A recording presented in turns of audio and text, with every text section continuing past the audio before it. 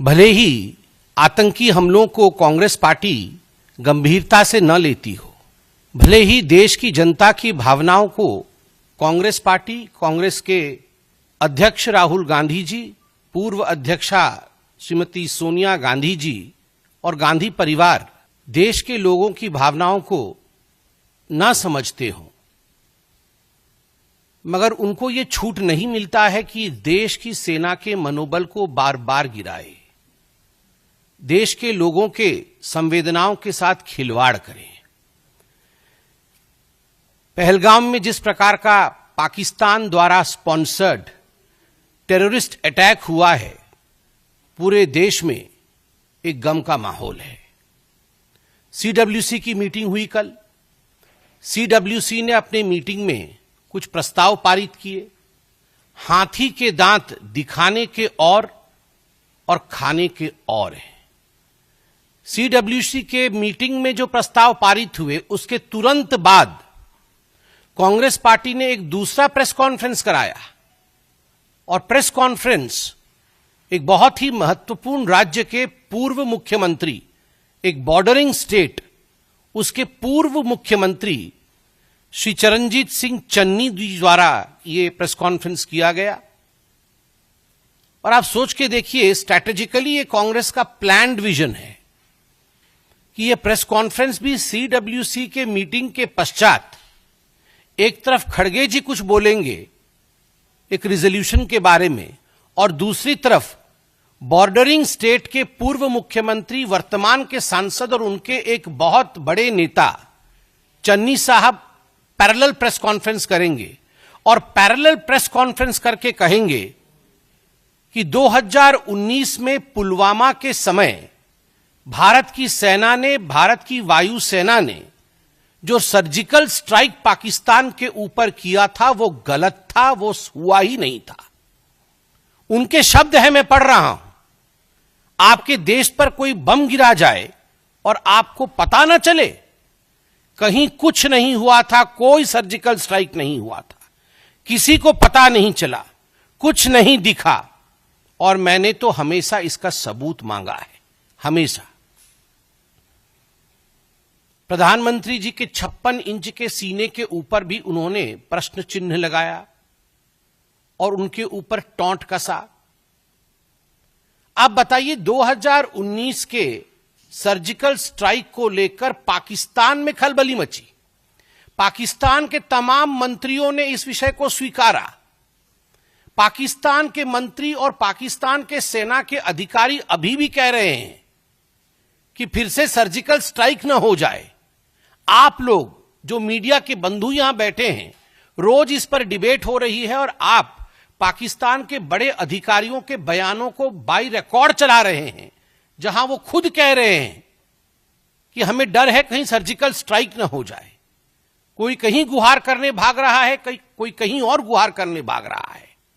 और वैसे में कांग्रेस पार्टी का यह प्रेस कॉन्फ्रेंस कि पुलवामा के समय सर्जिकल स्ट्राइक नहीं हुआ, क्या यह भारत की सेना और वायुसेना के मनोबल को नहीं गिराता है? क्या कहीं ना कहीं ये देशवासियों के मनोबल को नहीं गिराता है? मैं ये प्रश्न करना चाहता हूं कि कांग्रेस कोई भी ऐसा अवसर, कोई भी ऐसी कसर क्यों नहीं बाकी छोड़ती जिसमें पाकिस्तान की सेना और पाकिस्तान के सरकार को, पाकिस्तान के आतंकवादियों को ऑक्सीजन सप्लाई जहां होता हो। हर समय पाकिस्तान के आतंकवादियों को और पाकिस्तान की सेना को ऑक्सीजन सप्लाई करने का काम ये कांग्रेस पार्टी करती है। उनका मनोबल बढ़ाने का काम ये कांग्रेस पार्टी करती है।